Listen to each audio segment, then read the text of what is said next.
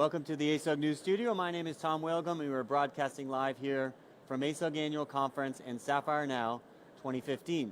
Well, we've got a great program this afternoon about data driving Cameron's Super User Program, and we are delighted to have Julie Foddington, who's the manager of the Super User Program for Cameron. Welcome into the studio. Thank you.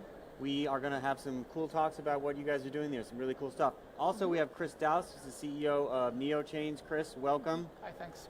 We are looking for you to get that perspective on what customers are doing today and where they need some help and what they should know about. So thank you for coming in. So Julie, let's start with you.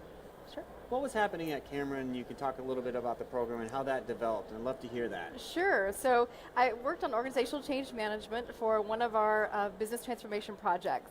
Cameron had been growing through the years, and we needed to be able to sustain that growth. Since we had been having many acquisitions through the years, we wanted a way to move ahead as one company.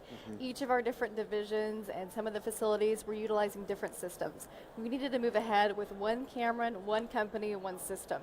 So in 2010, we started rolling out our business transformation project called Optimus.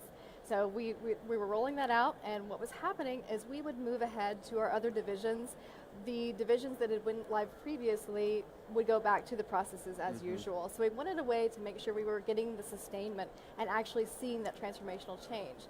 So we actually determined that we needed to utilize our super users. We had trained them back in 2010, and we continued training them moving forward, but we didn't proactively go back to train those from the first division. So we wanted a way to make sure that they were continuing to sustain that growth.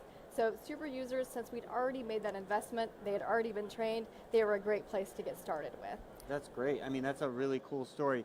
Chris, let me add, is this common, the situation that Julie just described? Well, I think the concept of having so many processes supported by SAP and then and attacking a significant change, absolutely.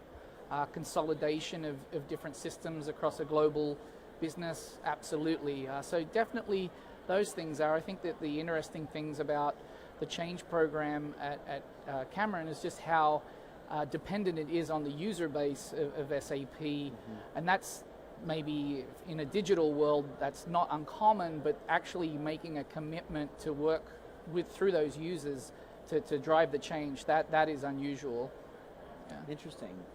So let's talk a little bit about how you identify the super users, because some people may feel they are a super user, maybe they're not, and especially you had a little lag in time there. Yeah. So how did you go about just figuring out who are these people who really can affect some change? So originally we had a brave group of 30 people back in 2010 that decided that they wanted to be super users. So we definitely are leveraging that original group. We're also using the NeoChange user analytic data to figure out who were the really strong users, looking at productivity, looking at consumption. So we kind of use a twofold approach. Volunteers and also using the data to figure out who are our best users.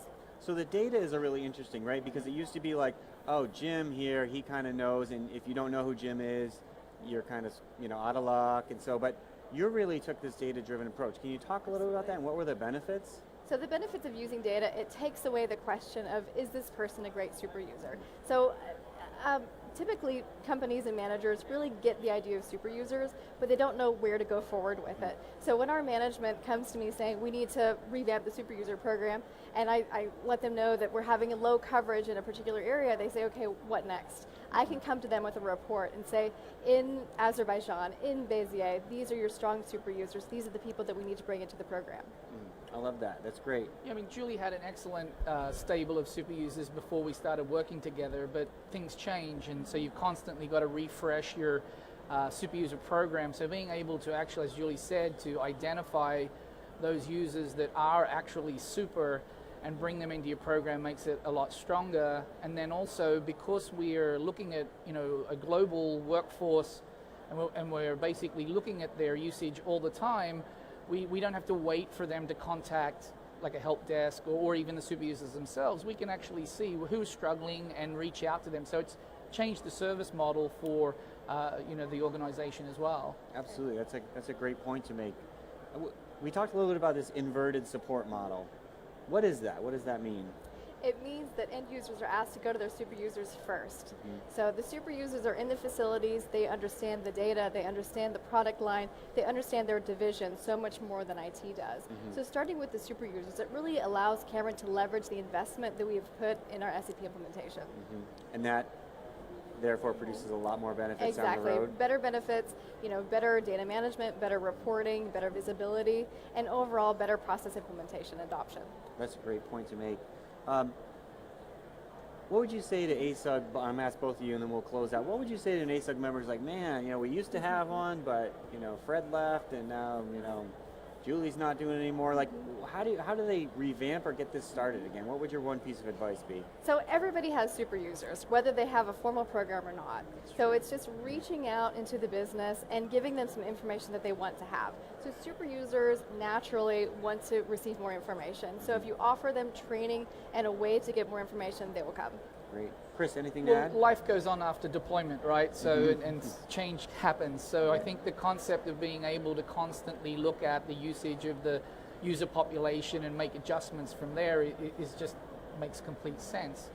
And so, when you're restocking super users or you're reaching out proactively, back to that, the change in the process of change and managing change differently, understanding exactly what's going on versus guessing and going with the politics and the squeaky wheels, we're getting down to some real data, objective data to drive those decisions.